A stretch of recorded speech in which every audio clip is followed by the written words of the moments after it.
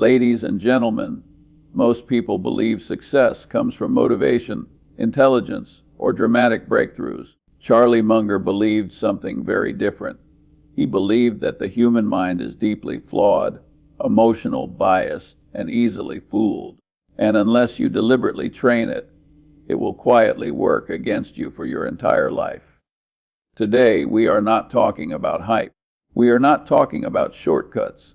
We are talking about how Charlie Munger intentionally conditioned his own mind, how he brainwashed himself to think rationally, avoid stupidity, and make decisions that compound over decades.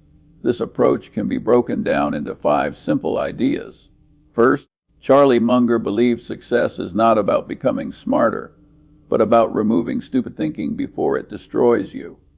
Second, he trained himself to distrust emotions, especially excitement, fear, and social pressure.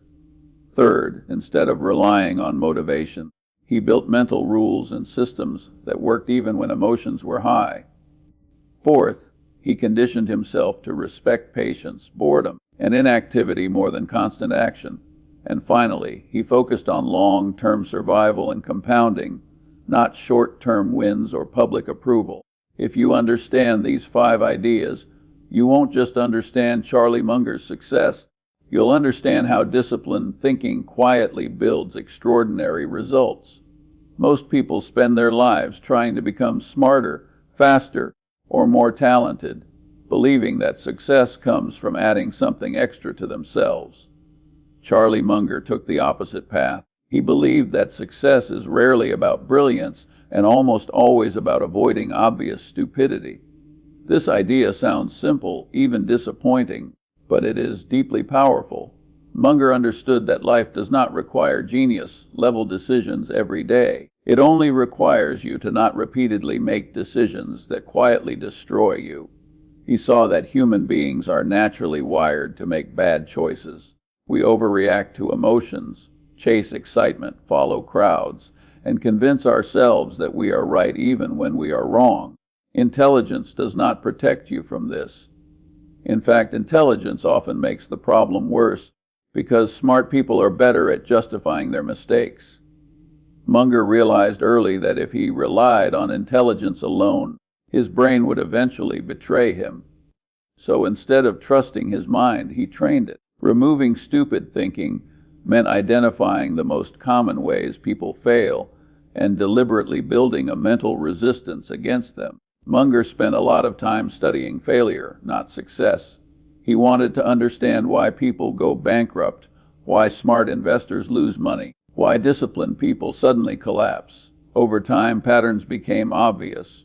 Most failures came from leverage, impatience, ego, emotional decisions, and social pressure. None of these required low intelligence. They required poor judgment. Munger believed that avoiding a few big mistakes matters far more than making a few brilliant moves. A single catastrophic error can wipe out decades of hard work. Because of this, he trained himself to be extremely cautious about decisions that carried permanent consequences.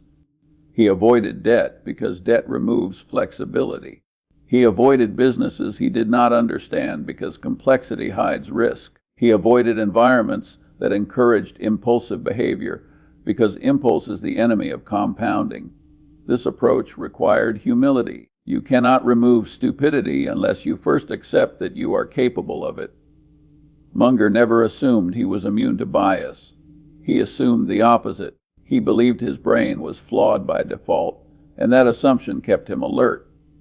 Whenever something looked too good, too easy, or too exciting, he treated it as a warning sign. Excitement was not a signal to act. It was a signal to slow down. One of the most important ideas behind removing stupid thinking is understanding that doing nothing is often the smartest move. Most people feel pressure to act because action feels productive. Munger trained himself to respect inactivity. He knew that forced decisions usually lead to errors. Waiting, thinking, and doing nothing when there is no clear advantage is not laziness. It is discipline. Over time, this mindset protects you from unnecessary losses. He also believed that consistency in avoiding mistakes compounds just like money. If you avoid major errors year after year, progress becomes almost automatic. You do not need extraordinary wins if you eliminate extraordinary losses. This is why Munger focused so heavily on safety and margin of error. He wanted decisions that would still work, even if he was partially wrong. This way, stupidity had less room to cause damage. Removing stupid thinking also meant resisting social comparison. Many bad decisions are made not because they make sense, but because other people are doing them. Munger understood that the crowd is usually wrong at extremes. When everyone is excited, risk is high. When everyone is fearful, opportunity often exists. But to benefit from this, you must train your mind to tolerate being alone. Social approval feels good, but it is expensive.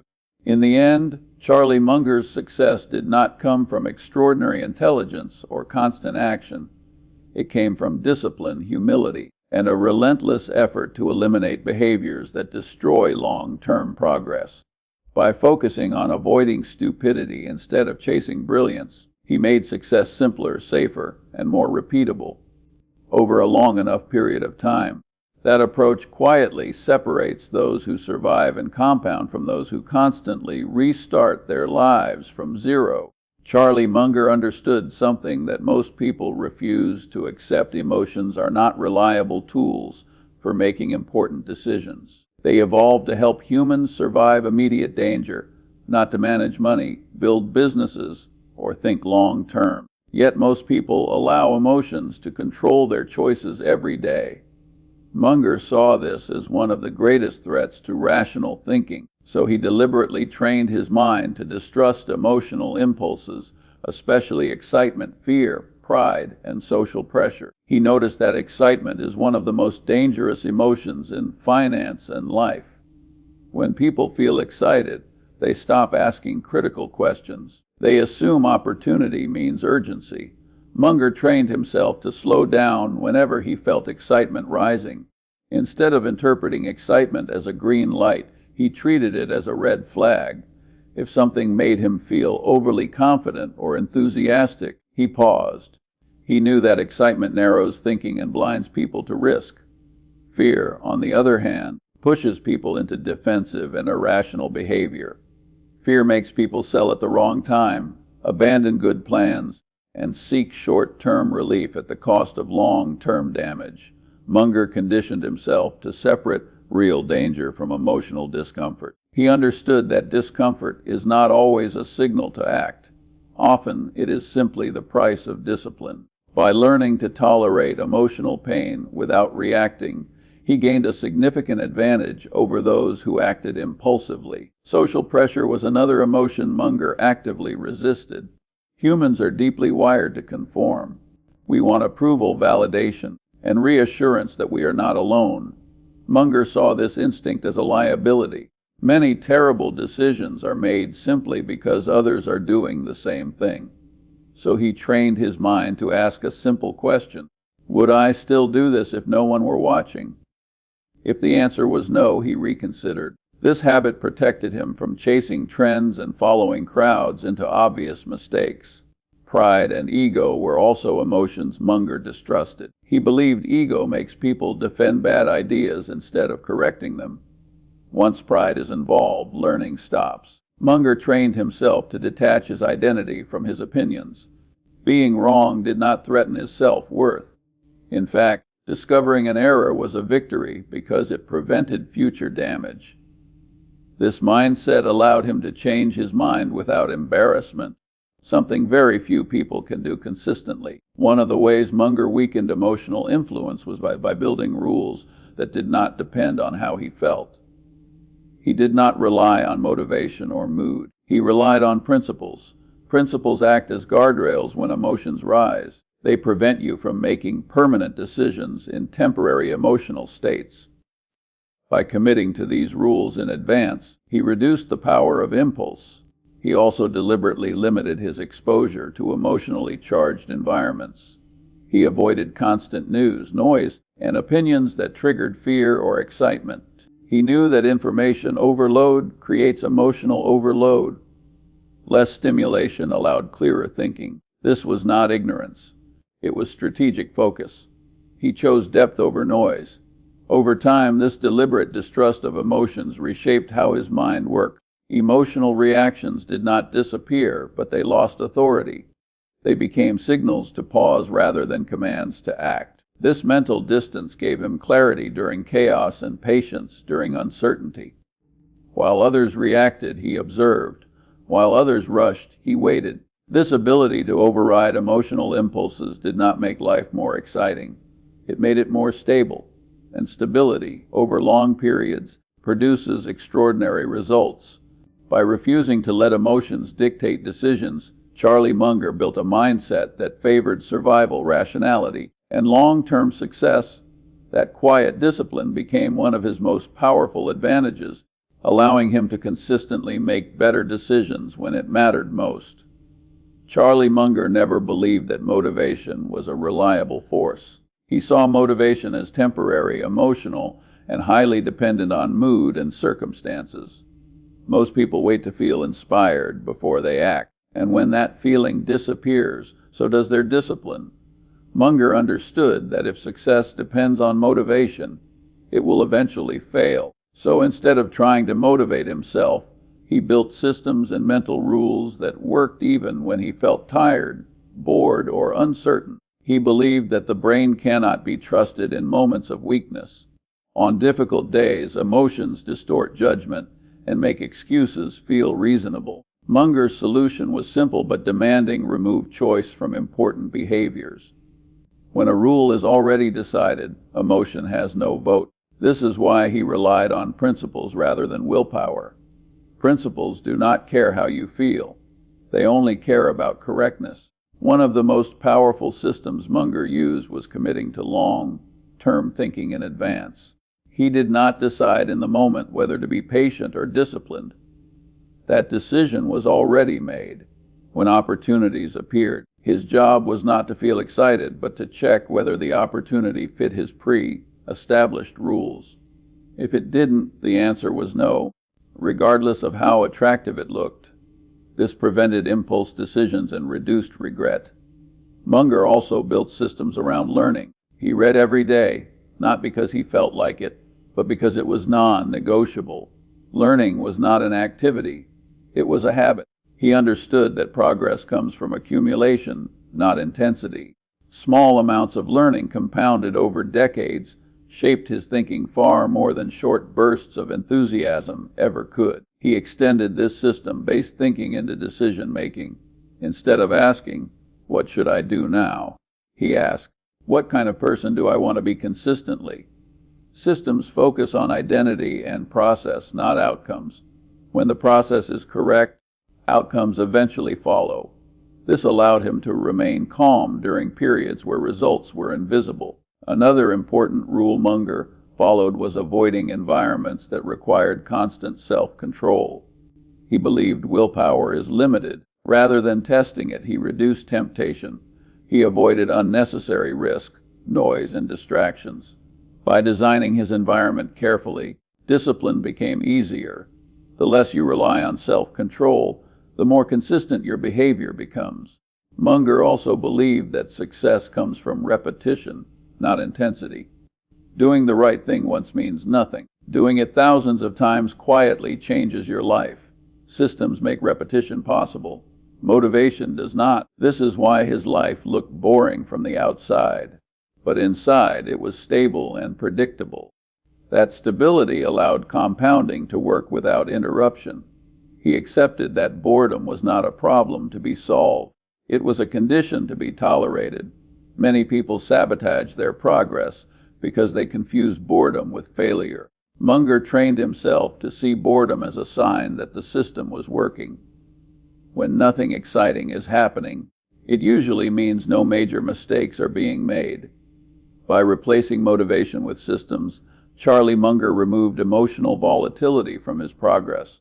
He did not need to feel good to do the right thing. He did not need inspiration to stay disciplined. His systems carried him forward when feelings faded. Over time, this created a powerful advantage.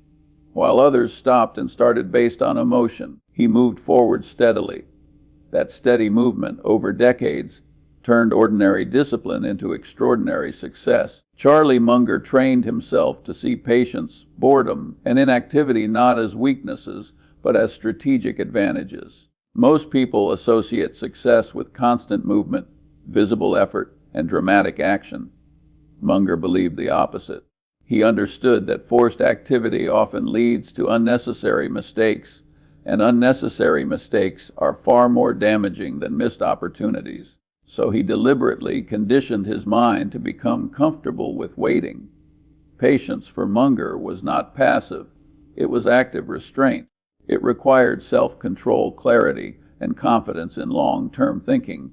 He knew that good opportunities are rare, and great opportunities are even rarer.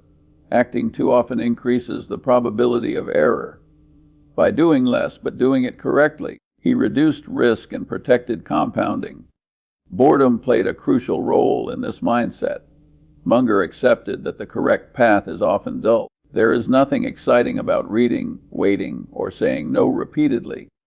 But excitement is expensive. It tempts people into shortcuts and emotional decisions. Munger trained his brain to associate excitement with danger. When something felt thrilling, he became suspicious. When something felt boring but logical, he leaned in. Inactivity was another discipline he mastered. Doing nothing is psychologically difficult because it feels unproductive. Society rewards visible effort, not thoughtful restraint. Munger resisted this pressure. He believed that intelligent inactivity is a sign of wisdom. Waiting for clarity instead of forcing decisions allowed him to act decisively when conditions were truly favorable. This mindset required confidence without arrogance. You must trust your principles enough to wait, but also remain open to learning. Munger spent years preparing for moments that might never come, and when they did, he was ready. Preparation made patience productive. By valuing boredom and inactivity, Munger avoided overtrading, overthinking, and overreacting. His life did not feel exciting, but it felt stable, and stability over long periods compounds into extraordinary results. Through patience and restraint, he turned waiting into one of his most powerful tools for long-term success. Charlie Munger's thinking was anchored in one powerful idea: long-term survival matters more than short-term success. He believed that if you can stay in the game long enough without making fatal mistakes, compounding will eventually do most of the work for you. This belief shaped how he viewed time, decisions, and progress. He was not interested in quick wins that looked impressive for a moment, but created hidden risks for the future. Everything he did was filtered through a long-term lens. Munger understood that compounding is not just a financial concept. It applies to habits, thinking patterns, and behavior. Small decisions repeated consistently over years quietly determine outcomes. Because of this, he focused intensely on building behaviors that could be sustained for decades. He avoided strategies that required constant effort, high stress, or perfect timing. If something could not be maintained over the long run, he dismissed it, no matter how attractive it appeared in the short term. One of the most important aspects of long-term thinking is respect for margin of safety. Munger believed that being slightly wrong in a dangerous situation can be fatal, so he trained himself to prefer decisions that would still work even if his assumptions were partially incorrect. This reduced fragility in his life and investments. He wanted outcomes that depended more on time than on precision. He also believed that impatience is one of the greatest enemies of compounding. Many people sabotage their future by demanding immediate results. When progress feels slow, they change direction, abandon good plans, or take unnecessary risks. Munger resisted this urge. He accepted that meaningful progress often feels invisible for long periods. The absence of visible results did not bother him because he trusted the process. Another critical element of his long-term mindset was independence from public opinion. He understood that public approval fluctuates, but principles endure. Munger did not measure success by applause or recognition. He measured it by whether his decisions increased the probability of long-term stability. This allowed him to remain calm during periods when his approach looked outdated or boring to others. He also recognized that survival requires avoiding irreversible mistakes. Losing reputation, flexibility, or financial security can permanently limit future options. So he trained himself to be conservative in areas where recovery would be difficult. This caution was not fear-based. It was rational. Preserving optionality was more important than maximizing short-term gains. Munger viewed life as a very long game. He did not rush chapters or force outcomes. By aligning his behavior with long-term survival and compounding, he allowed time to become an ally rather than an enemy. While others burned out chasing quick success, he moved slowly, steadily, and deliberately. In the end, this long-term focus quietly produced extraordinary results. By prioritizing survival, patience, and consistency, Charlie Munger built a life where success was not dependent on luck or timing. It was the natural outcome of decades of disciplined thinking. Over enough time, compounding rewarded that discipline with something rare and valuable: freedom. In the end, Charlie Munger did not become successful by chasing motivation, excitement, or brilliance. He became successful by patiently removing the behaviors and thinking patterns that destroy people over time. He accepted that the human mind is flawed, emotional, and easily misled, and instead of fighting that reality, he designed his life around it. He trained himself to distrust emotions, to rely on principles instead of feelings, to value patience over action, and to respect the quiet power of compounding. None of this was dramatic. None of it was exciting. But it was effective. While others were constantly reacting, chasing, and restarting, he was steadily moving forward. The real lesson is not to copy his investments or his career. The lesson is to copy his discipline in thinking, to intentionally train your mind away from impulse, ego, and social pressure, to build systems that protect you when emotions rise, to understand that avoiding stupidity is far more powerful than chasing brilliance. Success does not come from doing extraordinary things. It comes from doing ordinary things consistently while avoiding obvious mistakes. Wealth, like wisdom, grows quietly, and if you can stay patient long enough, it eventually gives you something more valuable than money: control over your time, your choices, and your life.